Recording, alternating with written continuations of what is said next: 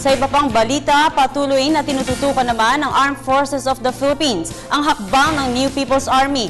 Kaugnay nito, batay sa pag-aaral ng AFP, kadalasan umanong inilalagay ng NPA ang mga pampasabog nito sa ilalim ng lupa. Alamin natin ang detalye sa report ni Dina Pagibitan.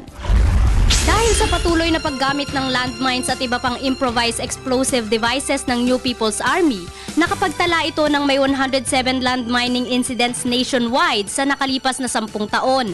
Ito ay ayon sa pag-aaral ng AFP sa mga violent incidents gawa ng NPA. Ang nasabing bilang ng insidente ay nagresulta sa pagkamatay ng may 113 katao at 262 namang sugatan. Ang naturang landmining at paggamit ng mga IEDs ng rebeldeng grupo ay ginagamit na nila simula pa lamang nang sila'y maghasik ng karahasan sa bansa. Naitala ang Region 11 sa may pinakamataas na landmine activity kung saan may 38 incidents dito, partikular ang Davao del Sur.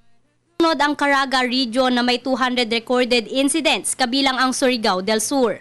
Ayon sa pamunuan ng AFP, mapapanagot ang mga rebelde sa pamamagitan ng Republic Act 9851 o ang bagong Philippine Act on Crimes Against International Humanitarian Law, Genocide and Other Crimes Against Humanity na nilagdaan noong Disyembre 11, 2009.